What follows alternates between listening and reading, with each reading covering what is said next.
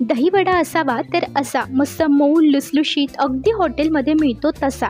आज आपण step by step dahi vada छान नरम होण्यासाठी, त्यासोबत लागणाऱ्या हिरवी चटणी, चिंचेची चटणी, गोड दही, दहीवड्यावर भुरभुरण्यासाठी एक सिक्रेट मसाला, त्यामुळे दहीवडा चवीला अप्रतिम होईल, अशाच 5 रेसिपी आज आपण पाहणार आहोत। आणि खूप सोप्या पद्धतीने भरपूर छोट्या छोट्या पण खूप महत्त्वाच्या टिप्स सहित ही रेसिपी आज आपण पाहणार आहोत। त्यासाठी लाईक करायला विसरू नका। जय गजानन माऊली, प्रिया मराठी रेसिपीमध्ये सर्वांचे खूप खूप स्वागत। चला तर रेसिपीला सुरुवात करू।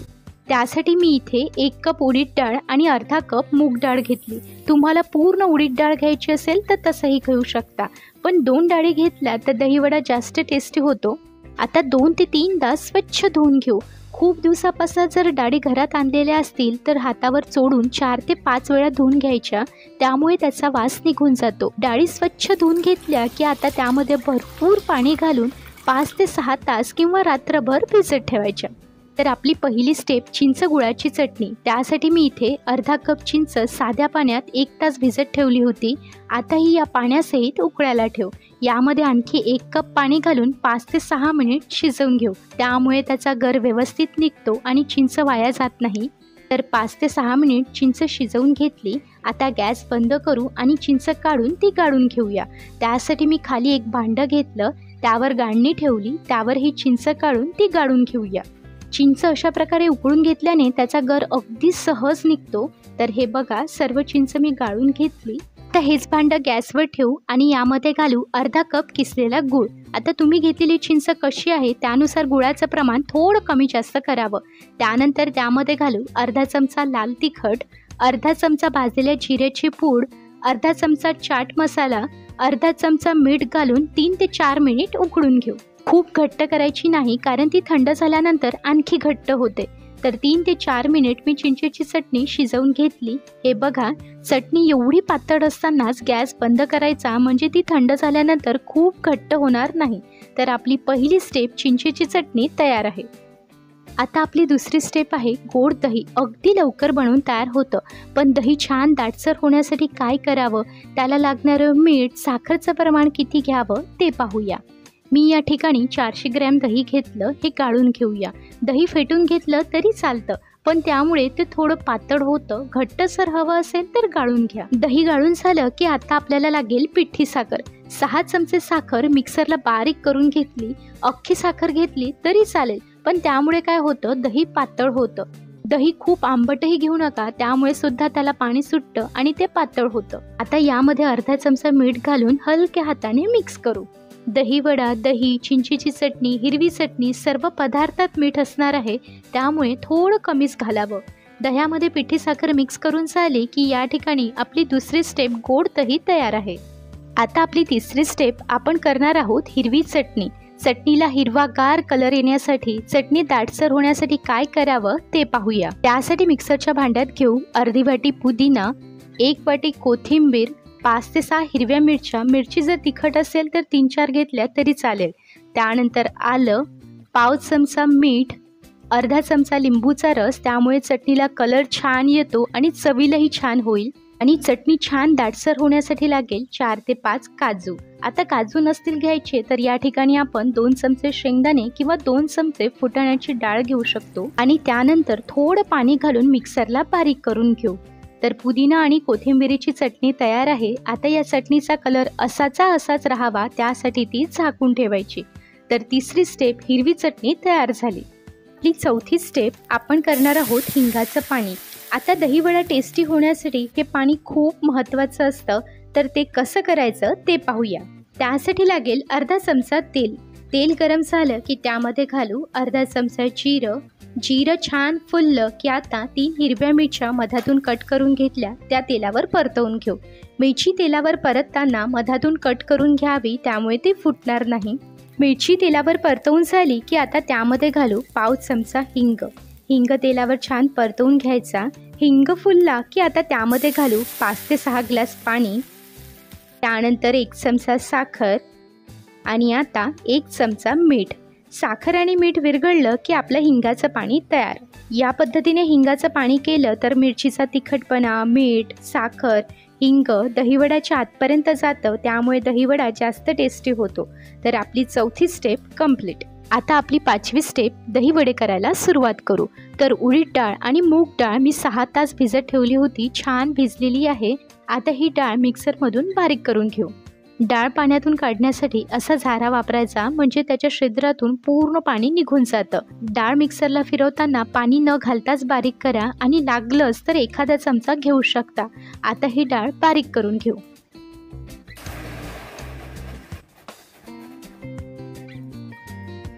तर हे बघा, डाळ मी मस्त बारीक करून घेतली. डाळ बारीक करताना यामध्ये पाणी घातलं नाही. आता हे बॅटर एका भांड्यात काढून घेऊ आणि आता यावर झाकण ठेवून हे अर्धा ते 1 तास बाजूला ठेवू. उडीद डाळ व मूग डाळ एकत्र असल्याने ते जर असं बाजूला ठेवलं तर बॅटर छान फर्मेंट होतं आणि घाई असेल तर कमीत कमी 15 ते 20 मिनिटं तरी बाजूला ठेवायचं. तर 1 तास हे बॅटर मी बाजूला ठेवलं होतं. आता हे हाताने छान 5 मिनिट फेटून घ्यायचं. आता जर तुम्ही याचा कलर बघितला तर बघा, पिवळसर दिसतो आणि जसं जसं आपण फेटत जातो तसं याचा कलर पांढरट होतो. बॅटर असं फेटून घेतल्याने त्यामध्ये हवा भरली जाते, बॅटर हलकं होतं, त्यामुळे दहीवडा छान स्पॉन्जी होतो. तर हे बघा, 5 ते 6 मिनिट मी हे बॅटर फेटून घेतलं. आता याचा कलर बघा, पांढरट झाला, बॅटर हलकं झालं. आता हे बॅटर व्यवस्थित फेटलं गेलं हे कसं ओळखायचं? तर बॅटर असं चमच्यावर घेऊन चमचा उलटा करायचा. बघा, खाली पडत नाही, छान क्रीम सारखं दिसतं. आणि दुसरी ट्रिक म्हणजे वाटीमध्ये पाणी घ्यायचं, त्यावर थोडंसं बॅटर घालायचं. बॅटर जर पाण्यावर तरंगत असेल तर बॅटर छान फेटलं गेलं समजावं. तर बॅटर फेटून झालं की आता त्यामध्ये घालू अर्धा चमचा मीठ, हिरव्या मिरचीचे बारीक काप, त्यानंतर थोडंसं आलं हे किसून घेतलं, त्यानंतर किसमिस बारीक कट करून घेतले ते घेऊया आणि सर्व साहित्य मिक्स करून घेऊ. हिरवी मिरची, आलं आणि किशमिश हे घालणं अगदी ऑप्शनल आहे. नसेल घालायचं, नाही घातलं तरी चालेल. मिक्स करून झालं की आता वडे तळून घेऊया. वडे करताना उडीद डाळ असल्याने बॅटर हाताला चिपकतं. तर त्यासाठी काय करायचं, एका भांड्यात पाणी घेऊन त्यात हात बुडवायचा आणि ओलसर हाताने यातलं बॅटर घ्यायचं. भांड्याच्या कडेला असा गोळा गोल करायचा. हे बघा, त्यामुळे वडा छान गोल होतो आणि असा तेलात सोडायचा. तर वडे तळण्यासाठी तेल गरम करायला ठेवलं. तेल हे मध्यम गरम हवं.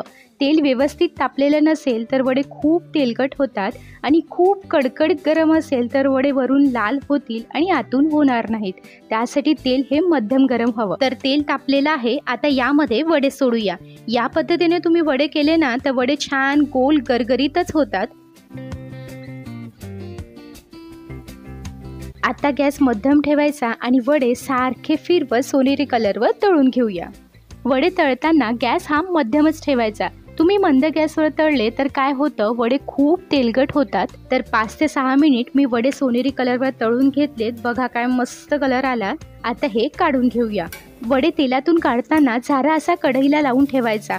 त्यातलं जे जास्तीचं तेल असतं ते निघून जातं, त्यामुळे वडे तेलकट होणार नाहीत. आता हे गरम गरम वडे थंड झालेल्या हिंगाच्या पाण्यात सोडायचे. लक्षात घ्या, थंड झालेल्या पाण्यातच आपल्याला ते सोडायचे आहेत. आता यावर प्लेट ठेवायची. वजनामुळे ते वर येणार नाहीत, पाण्यात छान भिजले जातील. आणि आता अर्धा ते 1 तास हे बाजूला ठेवायचे.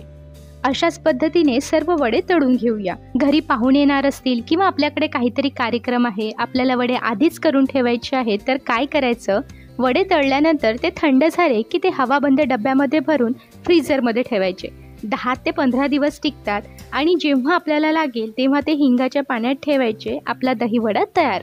गरम गरम वडा मी तुम्हाला तोडून दाखवते. बघा काय मस्त जाडीदार झाला, आतपर्यंत तळला गेला, मधात गाठ झाली नाही, कलर पण खूप छान आला.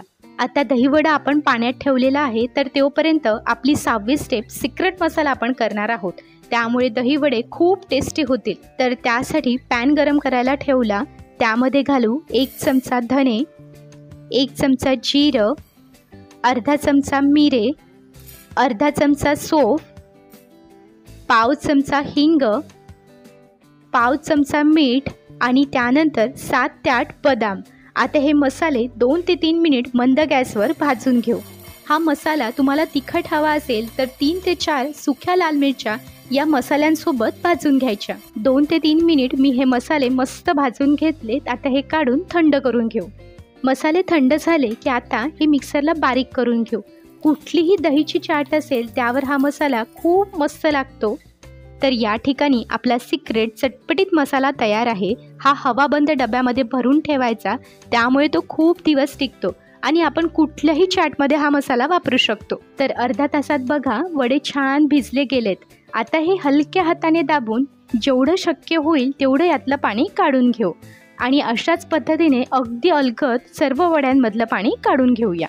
आता हे पिळून घेतलेले वडे गोड दह्यामध्ये 5 ते 10 मिनिट ठेवायचे, त्यामुळे दहीवडा जास्त नरम होतो आणि चवीलाही छान होतात। तर दहीवड्याला लागणाऱ्या सर्व गोष्टी आपल्या तयार आहेत, चिंचेची चटणी, हिरवी चटणी, दही, मसाला। तर आता आपली 7वी स्टेप, दहीवड्याची डिश तयार कशी करायची की पाहिल्याबरोबर खावीशी वाटेल। तर पहिल्यांदा खाली थोडंसं दही घालू, त्यावर हे वडे ठेवायचे आणि आता त्यावर भरपूर दही घालू, थोडीशी हिरवी चटणी, चिंचेची चटणी आणि आता आपण तयार केलेला मसाला भुरभुरायचा, थोडंसं लाल तिखट भुरभुरायचं, वरून बारीक शेव आणि डाळिंबाचे दाणे।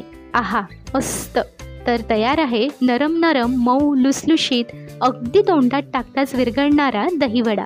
रेसिपी करताना ज्या टिप्स आपण वापरल्या त्या तुम्ही वापरल्या तर तुमचेही दहीवडे छान नरमच होतील। नक्की करून बघा। रेसिपी आवडली तर लाईक करा, शेअर करा, तुम्ही तुमच्या फॅमिली फ्रेंड्ससोबत करू शकता आणि प्रिया मराठी रेसिपीला सबस्क्राईब केलं नसेल तर नक्की करा। चला तर भेटू अशाच मस्त रेसिपीमध्ये।